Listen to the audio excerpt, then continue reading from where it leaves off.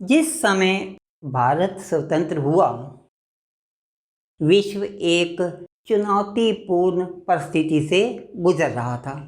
अर्थात पहले विश्व को समाप्त हुए मात्र 2 वर्ष हुए थे, जो वर्ष 1939 से आरंभ होकर लगभग 6 वर्ष तक चला था। पूरा विश्व पुनर्विकास और पुनर्निर्माण के कार्यों में जुटा हुआ था। अधिकतर देशों को या तो स्वतंत्रता हाल ही में मिली थी, या फिर वो स्वतंत्रता प्राप्ति के कगार पर थे, या फिर वो अपनी संबंधित उपनिवेशक शक्तियों से अपनी स्वतंत्रता के लिए संघर्ष कर रहे थे। विश्व में व्याप्त इन चुनौतियों के अलावा देश में एक अंदरूनी चुनौती भी थी। वह थी सीमा पार से आए लाखों विस्थापितों को पुनः स्थापित करना। अब अपनी विदेश नीति की रूपरेखा तैयार करते हुए हमें ऊपर दिए गए सभी बिंदुओं को तो मस्तिष्क में रखना ही था, साथ ये भी ध्यान रखना था कि लोगों की भलाई करना और लोकतंत्र कायम करना जैसे मुद्दों के रास्ते में भी किसी प्रकार की कोई अड़चन ना आए। इसी के साथ ही हमें यह भी ध्यान रखना था कि हमारी विदेश नीति के कारण किसी देश के आंतरिक मामलों में किसी प्रकार का हस्तक्षेप ना हो रहा हो। द्वितीय विश्व युद्ध के इस बाद के समय में, जबकि विश्व एक अंतर्राष्ट्रीय संस्था की अपेक्षा कर रहा था जो विश्व में शांति कायम कर सके, समूचा विश्व लगभग शीत युद्ध की चपेट में आ चुका था। दरअसल अपने स्वार्थों की सिद्धि के लिए उस समय स्वतंत्र होने वाला लगभग प्रत्येक देश एक अथवा दूसरे खेमे से जुड़ रहा था। अर्थात वह संयुक्त राज्य अमेरिकी खेमे या फिर सोवियत संघ खेमे से जुड़ रहा था, जिसका कारण उसको मिलने वाला आर्थिक लाभ और रक्षा सहायता होती थी। लेकिन भारत ने ये निर्णय लिया कि वो किसी भी खेमे के साथ नहीं जुड़ेगा। अर्थात उसने गुट निरपेक्षता की नीति अपनाते हुए किसी भी खेमे से ना जुड़ने का निर्णय लिया। वास्तव में भारत ने अपने स्वतंत्रता की लड़ाई अहिंसा के बल पर लड़ी थी और वो विश्व में शांति चाहता था। अर्थात ये चाहता था कि विश्व को एक और महायुद्ध की तरफ ना धकेल दिया जाए। इसी सोच के कारण भारत ने ये फैसला लिया था कि वो किसी भी खेमे के साथ नहीं जुड़ेगा।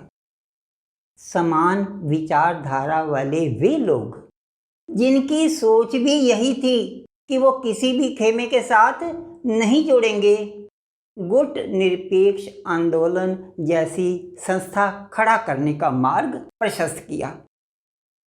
गुट निरपेक्ष आंदोलन की जड़ें जिन 3 नेताओं की मित्रता से जुड़ी हैं, वे 3 नेता हैं भारत के पंडित जवाहरलाल नेहरू, यूगोस्लाविया के मार्शल टीटो और मिस्र के जनरल नासिर।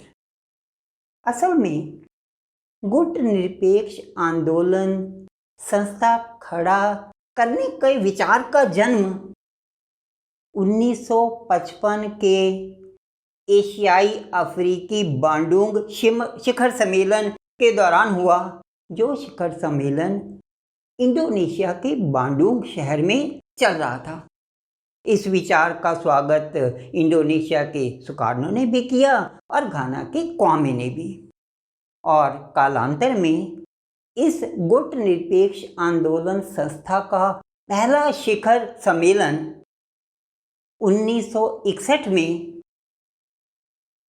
मिस्र की राजधानी काहिरा में 5 जून से लेकर 12 जून तक आयोजित किया गया, जिसमें लगभग 25 सदस्य देशों ने हिस्सा लिया। इस शिखर सम्मेलन में चर्चित होने वाले मुख्य बिंदु इस प्रकार थे। पहला, पांचों संस्थापक देशों के बीच में आपसी सहयोग। नंबर 2, शीत युद्ध के प्रकोप का बढ़ता दायरा, उस पर चिंता की गई। और तीसरा, नए स्वतंत्र हुए अफ्रीकन देशों की अंतर्राष्ट्रीय मंचों पर अधिक भागीदारी। अब गुटनिरपेक्ष आंदोलन जैसी संस्था के अस्तित्व में आने से पहले प्रत्येक देश का किसी न किसी खेमे के साथ जुड़ जाना लगभग तय होता था और ज़्यादा से ज़्यादा देशों को अपने साथ जोड़ने की ये होड़ दोनों खेमों के बीच प्रतिस्पर्धा पैदा कर रही थी। और दोनों देशों के बीच ज़्यादा प्रतिस्पर्धा का सीधा अर्थ था युद्ध की ज़्यादा संभावना। अब 1949 में संयुक्त राज्य अमेरिका समर्थित नाटो समूह की स्थापना और 1955 में सोवियत संघ समर्थित वार्सा पैक्ट समूह की स्थापना इस बात का सीधा सीधा प्रमाण थे कि दोनों खेमों के बीच गुटबंदी बढ़ रही है। और जैसा हमने अभी कहा, गुटबंदी या खेमे के अंदर प्रतिस्पर्धा बढ़ने का सीधा अर्थ था युद्ध की ज़्यादा संभावना। और यह हुआ भी कि 1956 में सुएज नहर के मुद्दे पर ब्रिटेन ने मिस्र पर आक्रमण कर दिया। भारत ने कड़े शब्दों में इसकी निंदा की और ब्रिटेन पर यह इल्ज़ाम भी लगाया कि वो उपनिवेशवाद प्रथा को फिर से इस क्षेत्र में लागू करना चाहता है। लेकिन इसके विपरीत जब सोवियत संघ ने हंगरी पर आक्रमण किया तो भारत ने कोई प्रतिक्रिया इसलिए नहीं दी कि वो दोनों खेमों के बीच संतुलन चाहता था कि कोई एक खेमा दूसरे पर हावी होकर विश्व शांति के लिए खतरा ना बन जाए। अब इस प्रकार गुटनिरपेक्ष आंदोलन जैसी संस्था के अस्तित्व में आने पर लोगों को अर्थात देशों को ये लगने लगा कि ये ऐसा एक मंच है जो दोनों खेमों के बीच प्रतिस्पर्धा को कम करने में अच्छी भूमिका निभा सकता है। साथ ही उन्होंने दोनों खेमों से ये आग्रह भी किया कि वो आपसी प्रतिस्पर्धा को छोड़कर विश्व के विकास के लिए कार्य करें। इस समय तक एक अंतर्राष्ट्रीय संस्था, संयुक्त राष्ट्र के नाम की अंतर्राष्ट्रीय संस्था अस्तित्व में आ चुकी थी और उसने विश्व में शांति कायम करने का एक सही अर्थों में कार्य आरंभ कर दिया था। अर्थात कई अवसरों में उसने दोनों खेमों के बीच युद्ध की संभावना को टालने में एक अच्छी भूमिका निभाई। दूसरी ओर ऐसे कई अवसर भी आए जब दोनों खेमों के बीच तनातनी बहुत बढ़ गई, अर्थात माहौल बहुत गर्म हो गया, लेकिन संयोग से यह ज्वलंत तापमान तक नहीं पहुंचा, अर्थात विश्व एक और महायुद्ध से बच गया। इस समय प्रशंसा करनी होगी उस खेमे की जिसने परिपक्वता का परिचय देते हुए दूसरे खेमे के उकसावे में ना आकर धीरज का परिचय दिया और विश्व को एक संकट से टाल दिया। इन 3-4 पिछली पंक्तियों को स्पष्ट करने के लिए क्यूबाई मिसाइल संकट से अच्छा उदाहरण नहीं हो सकता। जब अमेरिका ने अपनी परिपक्वता का परिचय देते हुए सोवियत संघ के उकसावे के बावजूद, अर्थात क्यूबा में उसके द्वारा मिसाइल स्थापित कर दिए जाने के बावजूद उसने धीरज रखा और विश्व को एक बड़े संकट से उबार लिया। अब ये क्यूबाई मिसाइल संकट क्या है, इसकी चर्चा हम पुस्तक 1 के शीत युद्ध नामक पाठ के वीडियो में विस्तार से करेंगे। अब अंतर्राष्ट्रीय संस्था संयुक्त राष्ट्र संघ का अस्तित्व में आ जाना और किसी खेमे की अपनी परिपक्वता दिखाना स्वाभाविक है, ये कारण बन गए जिन्होंने युद्धों को टाला। लेकिन इसके साथ साथ गुट निरपेक्ष आंदोलन की भी अच्छी भागीदारी रही, जिसके लिए भारत की अंतर्राष्ट्रीय स्तर पर सराहना भी की गई। अब इस तरह की अंतर्राष्ट्रीय सराहना से हो सकता है भारत के किसी पड़ोसी देश को कुछ ईर्ष्या भी हुई हो, लेकिन भारत ने कभी कोई ऐसा काम इस उद्देश्य से नहीं किया कि भारत को किसी भी प्रकार से इस तरह की उसके पड़ोसी को पीड़ा सहन करनी पड़े। वैसे पाकिस्तान से भारत के संबंध तो शुरू से ही तनावपूर्ण रहे हैं।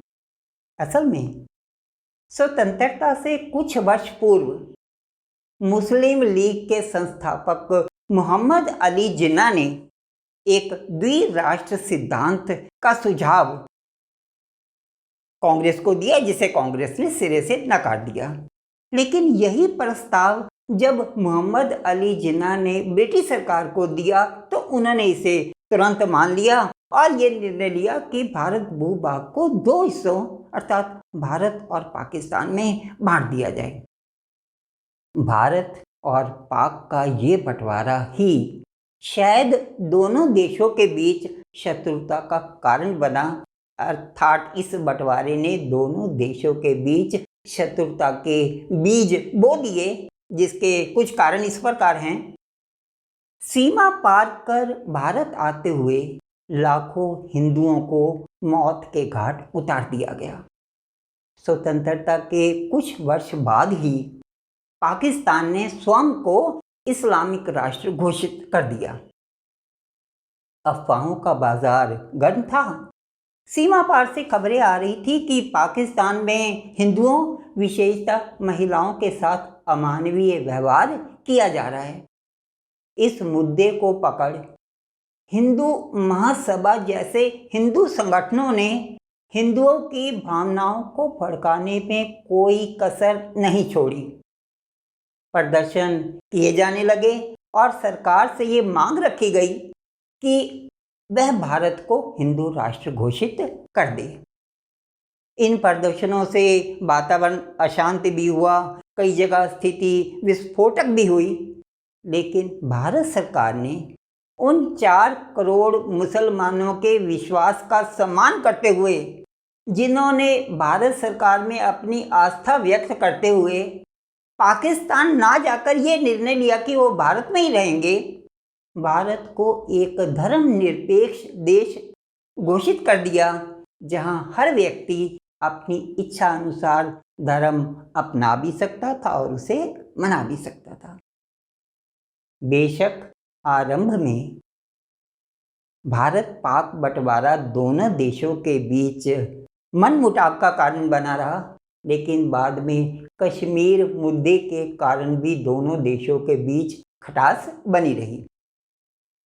इसके अलावा वर्ष 1954 में जब पाकिस्तान संयुक्त राज्य अमेरिकी खेमे से जुड़ गया तो अपने सदस्य देश को खुश करने के लिए समय समय पर विभिन्न मुद्दों पर अमेरिका भारत पर टीका टिप्पणी करता रहा।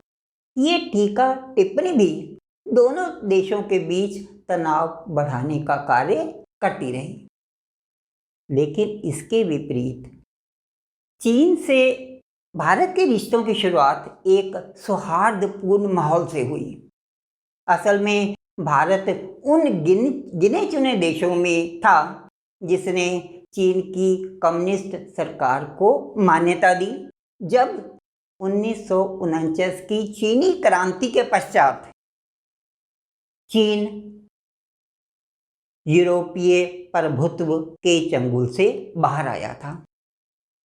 आरंभ में दोनों की दोस्ती मित्रता का आलम यह था कि भारत की ओर से भारत चीन सीमा पर सुरक्षा बलों की तैनाती की गई थी, जबकि अंतर्राष्ट्रीय नियम के हिसाब से अर्थात नियमानुसार अंतर्राष्ट्रीय सीमाओं पर की सुरक्षा सेना के हाथ में दी जानी चाहिए।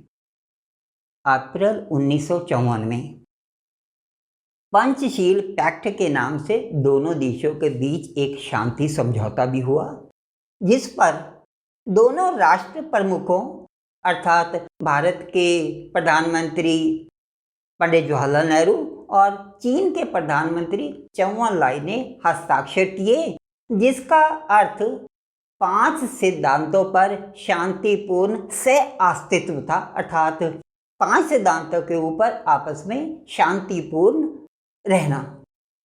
अब दोनों देशों के राष्ट्र प्रमुखों ने एक दूसरे के देश में यात्रा भी की और वहाँ पर मौजूद हर्षित और उल्लासित भीड़ ने वहाँ उनका स्वागत भी किया। बल्कि चौवन लाई के भारत यात्रा के दौरान उन्होंने एक नारा भी दिया जो कालांतर में काफ़ी प्रसिद्ध भी हुआ। वो नारा था हिंदी चीनी भाई भाई।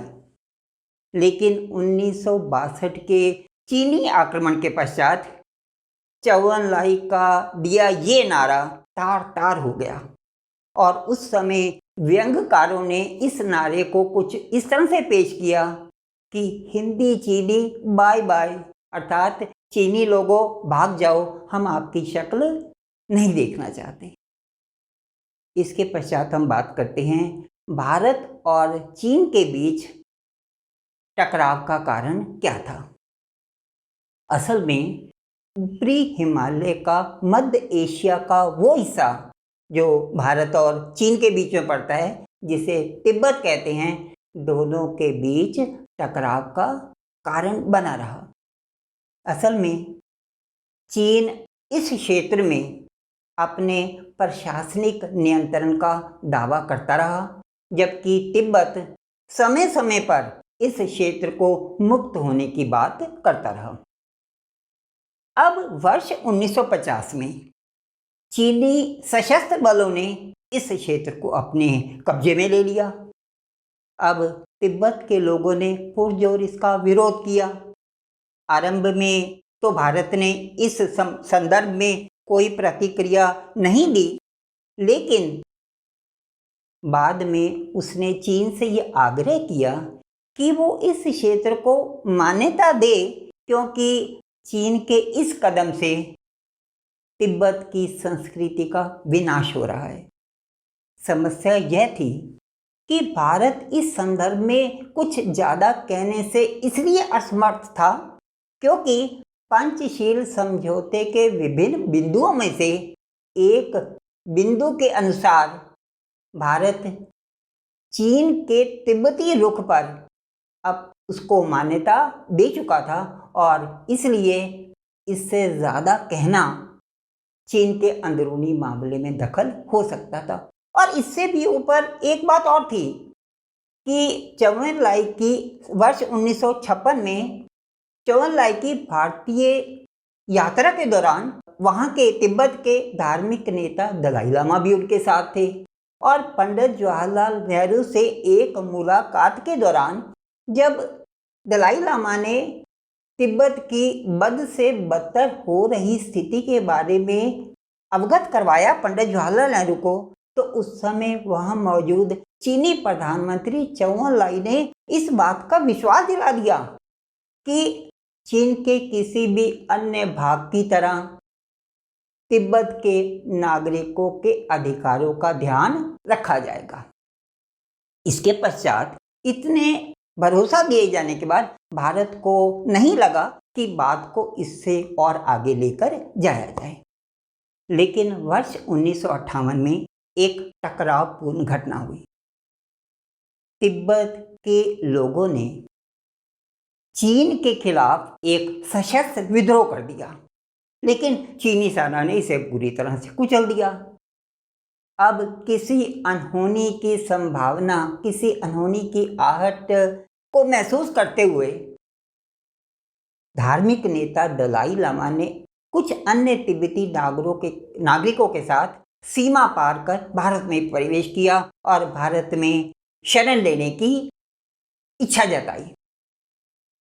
भारत सरकार ने इस मांग को मान भी लिया शरण देने की, और कुछ अन्य तिब्बती नागरिक भी सीमा पार कर अन्य देशों में जाकर उन्होंने वहाँ शरण ली। लेकिन जो समूह भारत की सीमा पार करके आया था, उसे दिल्ली में यमुना के किनारे पुनर्वास के लिए स्थान दे दिया गया, और ये लोग आज भी इस जगह पर सम्मान पूर्वक अपना जीवन व्यतीत कर रहे हैं, जहां इन्हें अपने उत्सव, अपनी संस्कृति और अपना धर्म मनाने की पूरी तरह से स्वतंत्रता है। यह इलाका जहाँ पर इन तिब्बती शरणार्थियों की पुनर्वास कॉलोनी है, वह उत्तरी दिल्ली का वह इलाका मजनू का टीला के नाम से जाना जाता है। लेकिन उस समय कुछ तिब्बती लोग हिमाचल प्रदेश के धर्मशाला में जाकर बस गए थे, और ये धर्मशाला धार्मिक नेता दलाई लामा का निवास स्थान भी है।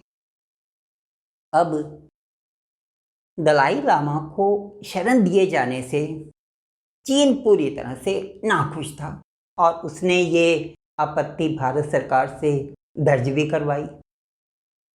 मेरे विचार से भी शायद दलाई लामा को शरण दिया जाना चीनी आक्रमण का, जो वर्ष 1962 में चीन ने आक्रमण किया, उसका एक कारण बन गया था। लेकिन ऐसा भी नहीं है कि 1959 में दलाई लामा को शरण दिए जाने से पहले सब कुछ सामान्य था। इससे पहले भी भारत चीन सीमा पर अक्सर तनाव की खबरें आती रहती थी, विशेष तौर पर दो स्थानों पर। पहला, जम्मू कश्मीर राज्य के लद्दाख क्षेत्र के अक्साई चीन इलाके में, और दूसरा अरुणाचल प्रदेश, लगभग पूरे अरुणाचल प्रदेश से, जिसे उस समय नेफा के नाम से, अर्थात नॉर्थ ईस्ट फ्रंटियर एजेंसी, जिसे मैं हिंदी में बात करें तो उत्तर पूर्व सीमांत क्षेत्र के नाम से जाना जाता था। और चीन इस पूरे इलाके में अक्सर अपना अधिकार जताता रहता था। अब 1957 और 59 के बीच में तो एक और बात हुई कि चीन ने अक्साई चीन क्षेत्र में एक सड़क का निर्माण कार्य आरंभ कर दिया, इस क्षेत्र में अपना राजनीतिक दबदबा कायम करने के लिए। स्वाभाविक है कि सुरक्षा के क्षेत्र से ये काफ़ी संवेदनशील इलाका था, इसलिए भारत ने अपनी घोर आपत्ति चीन से दर्ज कराई। लेकिन एक लंबे पत्र व्यवहार और अफसर लेवल की मुलाकातों, मीटिंगों के बाद भी इस बात का कोई नतीजा नहीं निकला, सिवाय इसके कि भारत चीन सीमा पर दोनों सेनाओं के बीच झड़पें पहले से भी ज़्यादा हो गई थी। अब अक्टूबर 1962 में चीन ने इन दोनों विवादित सीमाओं पर आक्रमण कर दिया। आक्रमण का पहला दौर लगभग एक सप्ताह तक चला, और फिर 15 और 20 दिन के अंतराल के बाद एक बार फिर से आक्रमण कर दिया। अब अक्साई चीन क्षेत्र में तो फिर भी भारतीय सेनाएं कुछ हद तक अपना सम्मान बचाने में कामयाब रही, लेकिन स्थिति अरुणाचल प्रदेश में बहुत बुरी थी, जहाँ पर चीनी सेना अंदर आसाम तक घुस आई थी। लेकिन नवंबर के अंत में अपनी तरफ से एक तरफा युद्ध विराम की घोषणा करते हुए चीन ने युद्ध समाप्त कर दिया, और इसकी सेनाएं वापस वहीं लौट गई जहां वो युद्ध से पहले तैनात थी। भारत चीन युद्ध का भारत पर क्या प्रभाव पड़ा, या भारत चीन युद्ध के क्या क्या दुष्परिणाम थे, आइए अब इनकी चर्चा कर लें। पहला, भारत की छवि देश और विदेश दोनों जगह धूमिल हुई, अर्थात भारत की छवि को धक्का लगा। दूसरा, भारत ने अमेरिका और ब्रिटेन दोनों से सैन्य सहायता की गुहार लगाई, तीसरा, सोवियत संघ इस संदर्भ में लगभग तटस्थ रहा। चौथा, प्रमुख सैन्य कर्मियों ने या तो इस्तीफा दे दिया या फिर वो सेवा मुक्त कर दिए गए। भारत चीन युद्ध से जहां एक और राष्ट्र स्वाभिमान को चोट पहुंची, दूसरी ओर इससे राष्ट्र भावना की वृद्धि भी हुई। इससे संबंधित अब हम एक रोचक घटना की चर्चा करने जा रहे हैं, जिससे प्रमाणित भी हो जाएगा कि निश्चित तौर पर अगर युद्ध से राष्ट्र भावना, राष्ट्र स्वाभिमान को चोट भी पहुंची तो इससे राष्ट्र भावना की वृद्धि भी हुई। आइए इस घटना की चर्चा कर लें। बात भारत चीन युद्ध के पश्चात पड़ने वाले पहले गणतंत्र दिवस के अगले दिन शाम की है, अर्थात 27 जनवरी 1963, जब नेशनल स्टेडियम, दिल्ली के नेशनल स्टेडियम में एक सांस्कृतिक कार्यक्रम का आयोजन किया गया था। इस कार्यक्रम का आयोजन तब के मुंबई के एक प्रसिद्ध निर्माता निर्देशक महबूब खान द्वारा आयोजित किया गया था और इस कार्यक्रम के आयोजन का उद्देश्य शहीद सैनिक के परिवारों के लिए सहायता राशि एकत्र करना। इस कार्यक्रम की विभिन्न प्रस्तुतियों में से एक प्रस्तुति यह भी थी कि लता मंगेशकर को कवि प्रदीप का लिखा हुआ एक देश प्रेम गीत गाना था। आरंभ में तो लता मंगेशकर ने ये गीत गाने से ये कहकर मना कर दिया कि वो इतने बड़े जन समूह में गीत नहीं गा पाएंगी। बात जिस समय की है, अर्थात वर्ष 1963 की, लता मंगेशकर की आयु महज 26 या 27 साल रही होगी और वो उस समय एक शर्मीली युवती थी। लेकिन कवि प्रदीप के बार बार आग्रह करने पर उन्होंने गीत गाने की अनुमति दे दी। उन्होंने देश प्रेम गीत गाया और उस समय उस जन समूह में बैठा हुआ शायद ही कोई व्यक्ति होगा जिसकी आंखें नम ना हो गई हों। इन व्यक्तियों में मंच पर बैठे पंडित जवाहरलाल नेहरू भी थे, जो अपने आंसुओं को रोक नहीं पाए। कार्यक्रम की समाप्ति के पश्चात विशेष तौर पर लता मंगेशकर को बुलाया गया, जब पंडित जवाहरलाल नेहरू ने उसकी प्रशंसा भी की और उसे प्रोत्साहित भी किया। अगले दिन सभी कलाकार पंडित जवाहरलाल नेहरू के निवास स्थान पर चाय के लिए आमंत्रित थे। स्वभाव के अनुसार लता मंगेशकर अपनी किसी परिचित के साथ एक कोने में खड़ी होकर चाय का आनंद ले रही थी। तभी श्रीमती इंदिरा गांधी अपने दोनों पुत्रों राजीव और संजय के साथ वहां पर आई और लता मंगेशकर को संबोधित करते हुए ये कहा कि ये दो छोटे छोटे प्रशंसक आपसे मिलना चाहते हैं। सारी बात का सारांश ये है कि ये राष्ट्र भावना की वृद्धि का ही प्रमाण था कि एक देश प्रेम गीत गाए जाने पर उस जन समूह में बैठे सभी लोगों की आंखें नम हो गई थी, या यूँ भी कहा जा सकता है राष्ट्र भावना में वृद्धि हो चुकी थी, लेकिन ऐसे देश प्रेम गीत के कारण उसमें कई गुना और भी अधिक वृद्धि हुई। इस देश प्रेम गीत की बात जब हम बार बार कर रहे हैं तो इस देश प्रेम गीत के बोल पाठकों को, दर्शकों को ना बताना शायद उनके साथ अन्याय होगा। तो उस देश प्रेम गीत के बोल थे, ए मेरे वतन के लोगों, जरा आँख में भर लो पानी, ये शहीद हुए हैं उनकी, जरा याद करो कुर्बानी। है मेरे वतन के लोगों, जरा आँख में भर लो पानी।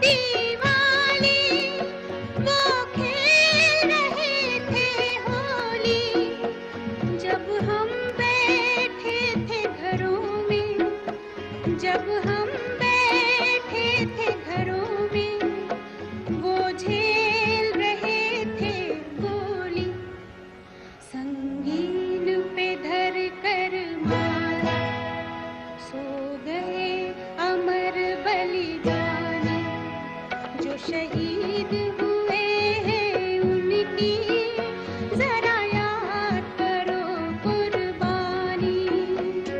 इस अंतराल के पश्चात, इस घटना, इस लंबी चर्चा के अंतराल के पश्चात हम बाकी दुष्परिणामों की चर्चा करें। क्यों ना हम इन दुष्परिणामों को एक बार फिर से दोहरा लें। पहला, भारत की छवि को देश विदेश दोनों जगह पर धक्का लगा, अर्थात भारत की छवि देश और विदेश दोनों जगह धूमिल हुई। भारत ने अमेरिका और ब्रिटेन दोनों से सैन्य सहायता के लिए गुहार लगाई। सोवियत संघ इस संदर्भ में लगभग तटस्थ रहा। चौथा, प्रमुख सैन्य कर्मियों ने या तो इस्तीफा दे दिया या वो सेवा मुक्त कर दिए गए। पांचवा, जिसके संबंध में हम रोचक घटना भी की चर्चा भी कर चुके हैं कि इस युद्ध से बेशक देश के स्वाभिमान को चोट तो पहुंची, लेकिन इससे राष्ट्र भावना बलवती भी हुई। छठा, तब के रक्षा मंत्री वी.के. कृष्णा मेनन ने अपने पद से इस्तीफा दे दिया और अधूरी असमुचित तैयारी के लिए पंडित जवाहरलाल नेहरू को कड़ी आलोचना को सहन करना पड़ा। वैसे सच्चाई ये है कि भारत चीन युद्ध से पहले तब के गृह मंत्री सरदार वल्लभ भाई पटेल ने प्रधानमंत्री जवाहरलाल नेहरू के कान में ये बात डाल दी थी, अर्थात उन्हें आगाह कर दिया था कि चीन की ओर से इस तरह की नापाक हरकत हो सकती है। लेकिन तब पंडित जवाहरलाल नेहरू ने ये कहकर बात को टाल दिया था कि दोनों देशों के बीच में शांति समझौता हो चुका है और बिना किसी उकसावे के चीन क्यों कर आक्रमण करेगा। यही नहीं, पहली बार ऐसा हुआ कि लोकसभा में कांग्रेस को अविश्वास प्रस्ताव का सामना करना पड़ा, जिसमें पक्ष और विपक्ष दोनों में तीखी नोक-झोंक हुई। जनता ने भी कांग्रेस की इस आधी अधूरी तैयारी के लिए उसे आड़े हाथों लिया। इस बात का प्रमाण यह है कि भारत चीन युद्ध के पश्चात होने वाले उपचुनावों में कांग्रेस को करारी हार का सामना करना पड़ा। इन दुष्परिणामों की चर्चा के पश्चात आइए अब हम चर्चा करें कि भारत चीन युद्ध के क्या क्या राजनीतिक प्रभाव थे। पहला, भारतीय कम्युनिस्ट पार्टी जैसी राजनीतिक दल भी इस युद्ध से अछूते नहीं रहे। वैसे तो भारत चीन युद्ध से पहले ही चीन और सोवियत संघ के आपसी टकराव के कारण भारतीय कम्युनिस्ट पार्टी के नेताओं के बीच मतभेद पैदा हो चुके थे। अब सोवियत संघ समर्थित नेता कांग्रेस के साथ नज़दीकी चाहते थे, जबकि चीनी समर्थित नेता इस बात के खिलाफ थे। अब भारत चीन युद्ध के पश्चात ये मतभेद खुलकर बाहर आ गए, खुलकर सामने आ गए और चीन समर्थित नेताओं ने मुख्य पार्टी से अलग होकर एक नई पार्टी बना ली, जिसका नाम था भारतीय कम्युनिस्ट पार्टी मार्क्सवादी। 1964 में चीन समर्थक गतिविधियों के कारण कुछ नेता भारतीय कम्युनिस्ट पार्टी मार्क्सवादी के गिरफ्तार भी किए गए।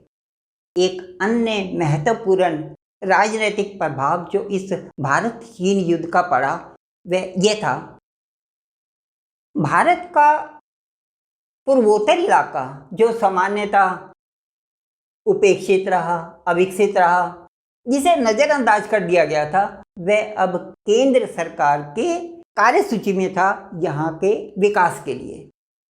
इसी के परिणाम स्वरूप नागालैंड क्षेत्र को राज्य का दर्जा दे दिया गया और 2 केंद्र शासित प्रदेश मणिपुर और त्रिपुरा को अपनी अपनी विधानसभाएं बनाने की अनुमति दे दी गई कि वो अपनी विधानसभाएं बनाकर अपनी सरकारें बनाएं और अपने नागरिकों के विकास के लिए कार्य करें। जैसा कि हम जानते ही हैं कि भारत चीन युद्ध 1962 में हुआ। उसके पश्चात दोनों देशों को अपने रिश्ते सामान्य करने में लगभग 14 वर्ष लग गए, जब 1976 में फिर से दोनों देशों के बीच पूर्ण राजनयिक संबंध स्थापित किए गए।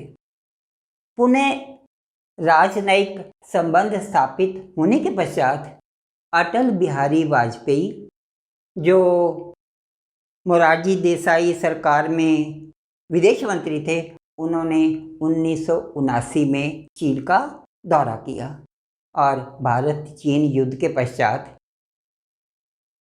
स्वर्गीय राजीव गांधी चीन का दौरा करने वाले पहले प्रधानमंत्री बने। आइए अब हम चर्चा करें पंडित जवाहरलाल नेहरू की भूमिका के बारे में, जो वो भूमिका अदा करना चाहते थे भारतीय विदेश नीति की रूपरेखा तैयार करने।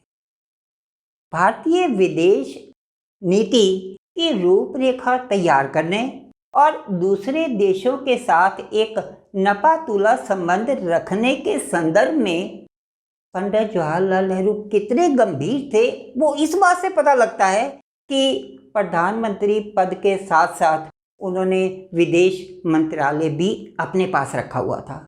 अर्थात प्रधानमंत्री का पदभार संभाले हुए उन्होंने विदेश मंत्रालय का कार्यभार भी वो खुद ही संभाला हुआ था।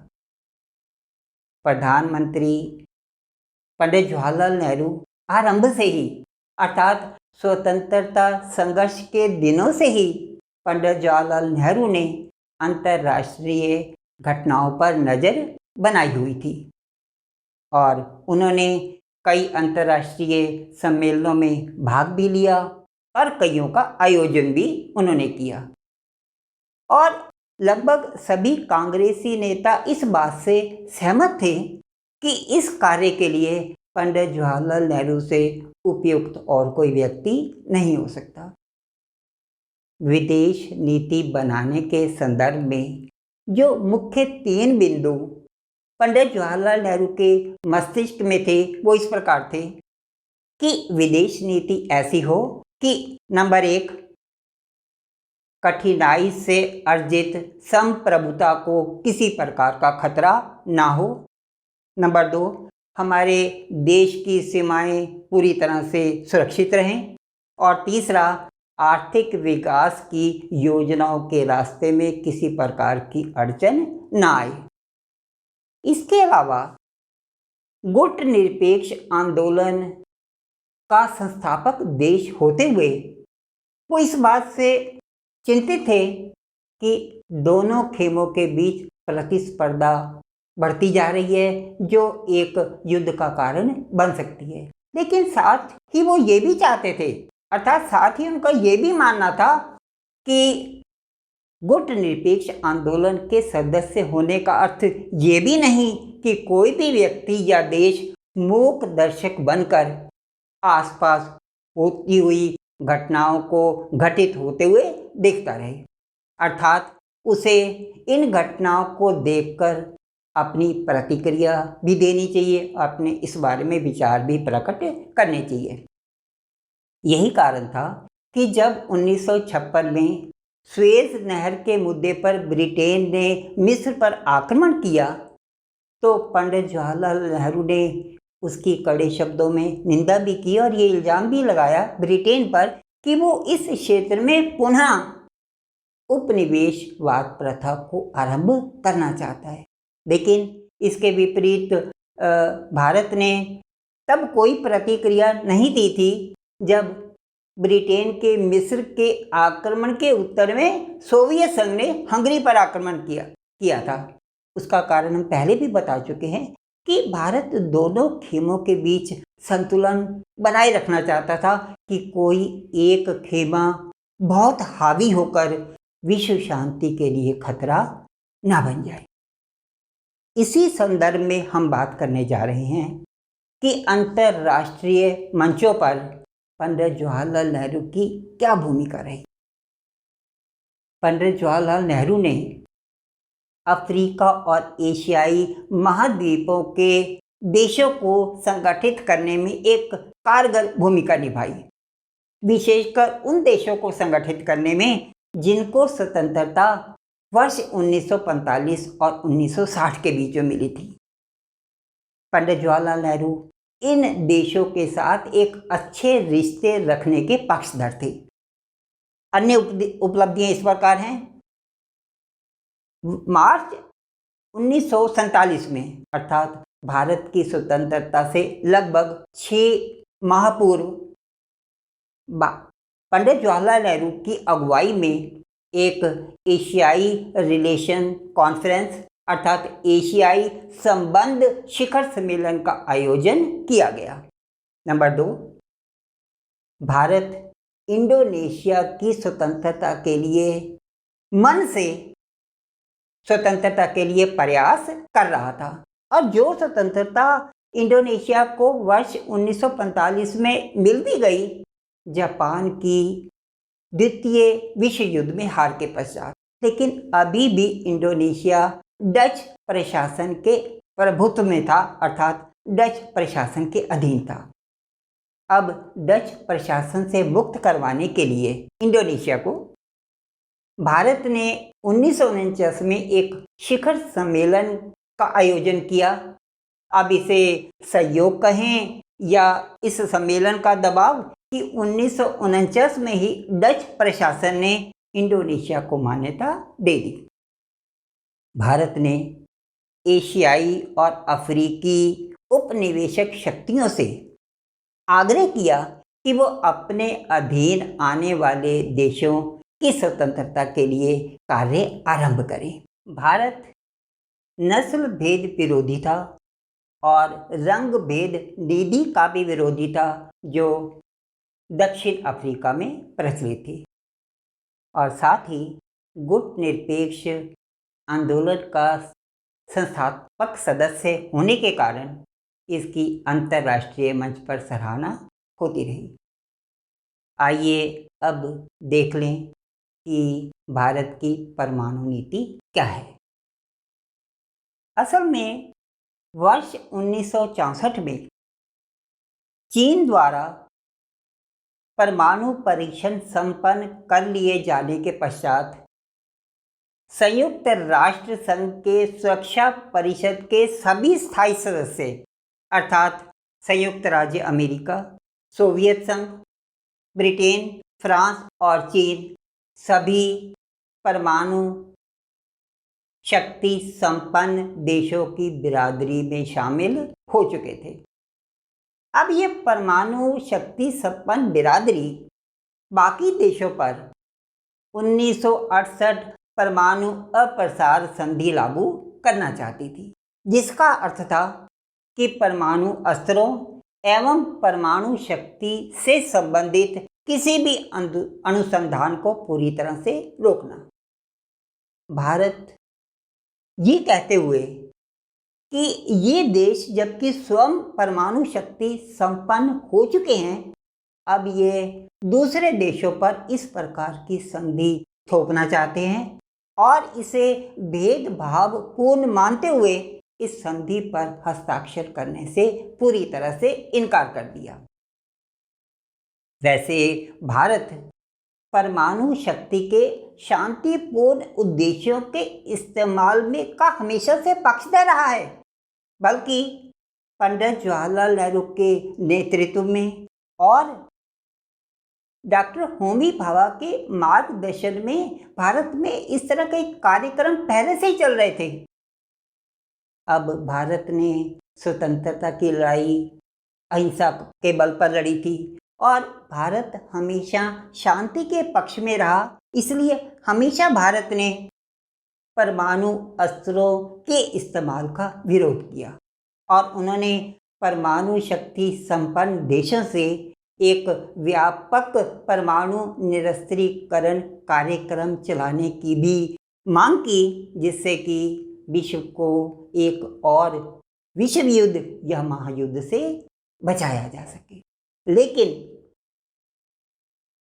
ये महसूस करते हुए कि अधिकतर देश परमाणु शक्ति संपन्न हो चुके हैं और भविष्य में होने वाले युद्ध में परमाणु अस्त्रों का प्रयोग संभव हो सकता है, तब की प्रधानमंत्री श्रीमती इंदिरा गांधी ने ये सोचा कि भारत को भी अपनी सीमाओं की सुरक्षा के लिए परमाणु शक्ति से लैस होना चाहिए। परिणाम स्वरूप 1974 में राजस्थान के पोखरण क्षेत्र में परमाणु परीक्षण किया गया। कालांतर में प्रधानमंत्री अटल बिहारी वाजपेयी के नेतृत्व में भी अन्य परीक्षणों को अंजाम दिया गया। इसी काल में पाकिस्तान ने भी कुछ परमाणु परीक्षण किए। हालांकि इससे अंतर्राष्ट्रीय समुदाय नाखुश हुआ और दोनों देशों पर कुछ पाबंदियां भी लगाई गई, लेकिन कालांतर में अर्थात कुछ समय पश्चात ये पाबंदियां समाप्त भी कर दी गई। इस चर्चा के पश्चात अब हम देखते हैं कि वर्ष 1970 के पश्चात देश की राजनीति और परिणाम स्वरूप देश की विदेश राजनीति में क्या बदलाव हुए। लेकिन इससे पहले एक तथ्य की चर्चा करना आवश्यक है कि आखिर क्यों कर भारत ने सोवियत संघ के साथ एक 20 वर्षीय शांति मित्रता संधि पर हस्ताक्षर किए। बात जुलाई 1971 की है, जब तब के अमेरिकी राष्ट्रपति रिचर्ड निक्सन के विदेशी सलाहकार, जिनका नाम हेनरी किसिंजर था, उन्होंने पाकिस्तान से होते हुए चीन की गुपचुप यात्रा की।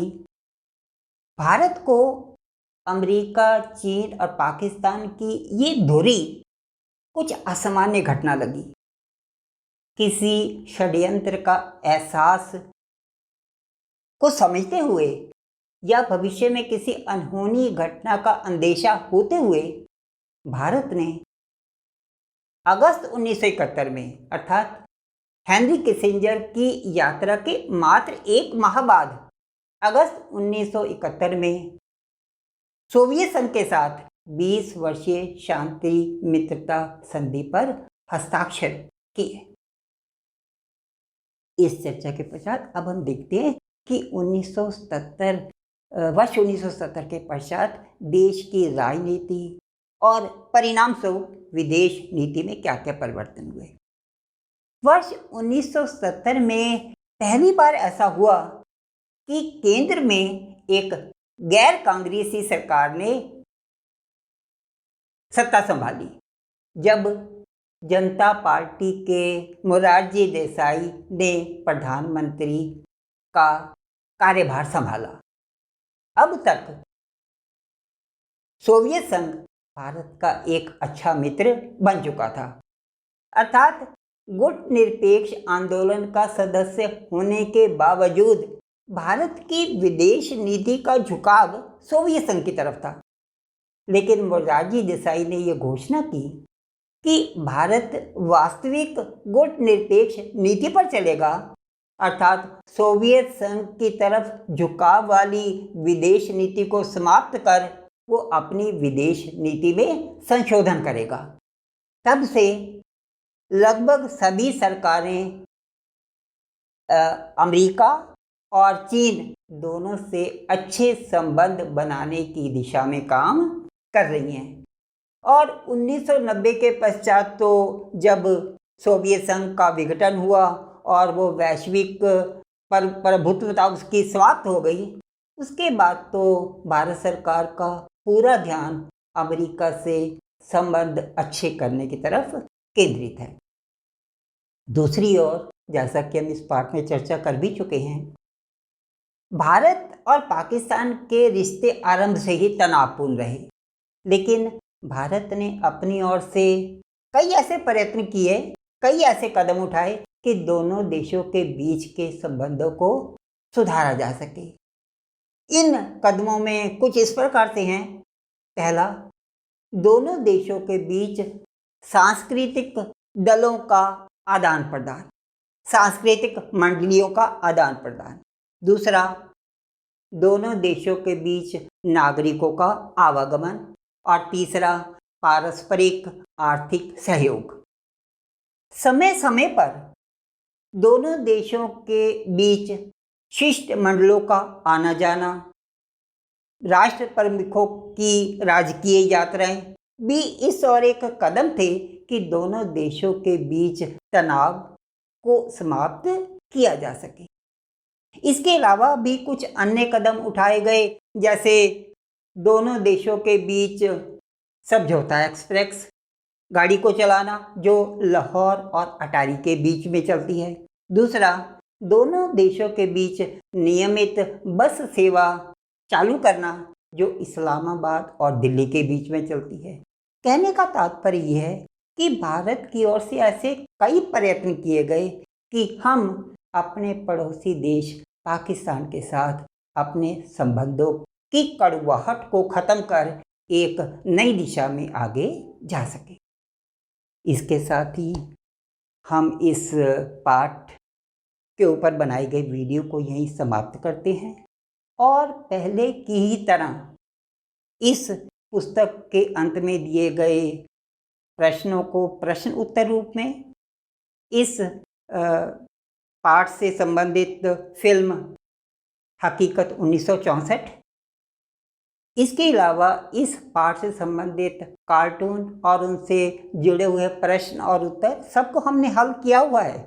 और इसके अलावा कुछ अंदर के कंटेंट के हिसाब से कुछ अन्य अतिरिक्त क्वेश्चन भी दिए हुए हैं, जिसको आप पढ़कर आपका ज्ञान वृद्धि भी होगी और आप इस पाठ से जुड़े किसी भी प्रश्न को आसानी से उसका उत्तर दे पाएंगे।